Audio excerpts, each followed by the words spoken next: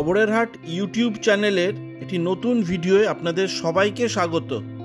আমরা পৃথিবীতে বসবাস করি, মহাকাশ নিয়ে আমরা অনেক রকম গবেষণা করি, কিন্তু এই প্রশ্নটা কি আমাদের মনের মধ্যে কখনো এসেছে যে আমাদের কোন শহর মহাকাশের সব থেকে কাছাকাছি?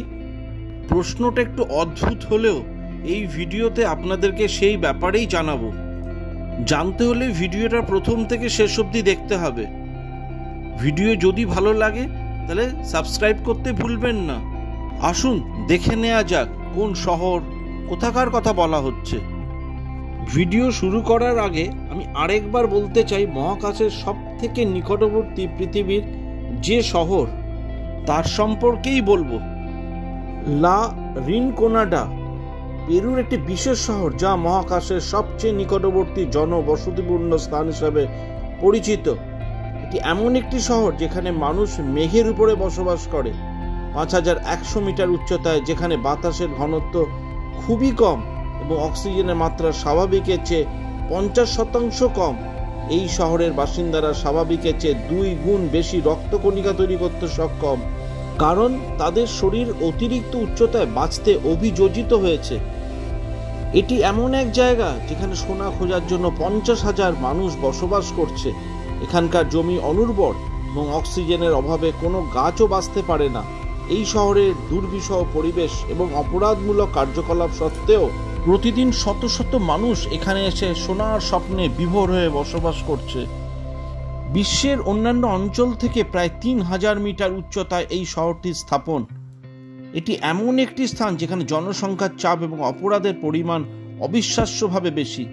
এখানকার কাজের পরিবেশও অত্যন্ত কঠিন। শ্রমিকরা প্রায়শই বিস্ফোরণ, গ্যাস বা দুর্ঘটনার শিকার হন।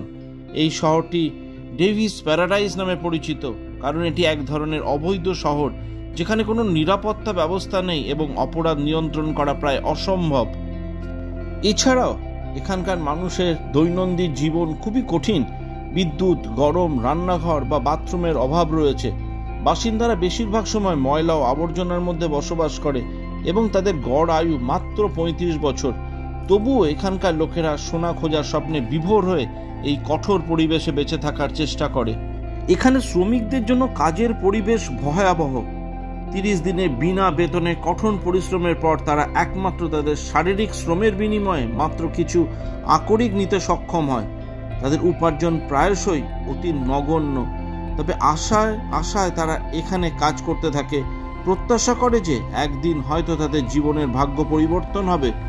তবুও বাস্তবতা হলো অধিকাংশ শ্রমিক অল্প পরিমাণ স্বর্ণ পেয়েও সারা জীবন সেখানে আটকা পড়ে যায়। লা রিনকোনাডার বাসিন্দারা যদিও সেখানে অস্থায়ীভাবে বসবাস করেন, কিন্তু তাদের অনেকেই সেখানে এক প্রকার স্থায়ী হয়ে গেছে। শহরের অবকাঠামো অত্যন্ত অস্বাস্থ্যকর এবং পরিকল্পনাহীন। বিদ্যুৎ ছাড়া এখানে আর কোনো মৌলিক নাগরিক সুবিধা নেই, যেমন পানি সরবরাহ, অয়ব নিষ্কাশন ব্যবস্থা কিংবা অন্যান্য আধুনিক সুযোগ সুবিধা। শহরটি ধীরে ধীরে এক বিশাল বস্তির রূপ নিতে শুরু করেছে, যেখানে জনসংখ্যা বেড়েই চলেছে। এখানে গড়ে ওঠা ছোট ছোট বাড়িগুলোর মধ্যে টিন, কাঠ, রড, প্লাস্টিক ব্যবহার করা হয়, যা সরবরাহের অভাবে তৈরি হয়েছে অস্থায়ী বসবাসের জন্য। পারদ এবং রাসায়নিক বর্জ্যের স্রোত শহরের খোলা ড্রেনে চলে যায়, যা বাসিন্দাদের স্বাস্থ্য ঝুঁকিতে ফেলছে। এছাড়া যেহেতু এই শহরের কোনো স্বাস্থ্যসেবা ব্যবস্থা নেই, তাই এখানে কর্মরত মানুষদের জীবন এক কঠিন সংগ্রাম। এই পরিস্থিতি সত্ত্বেও শহরটি একটি স্থায়ীভাবে অস্থায়ী শহর হিসাবে পরিচিত, যেখানে কর্মের সন্ধানে আসা শ্রমিকরা অনেকেই সেখানে জীবনের বাকিটা সময় কাটিয়ে দেয়।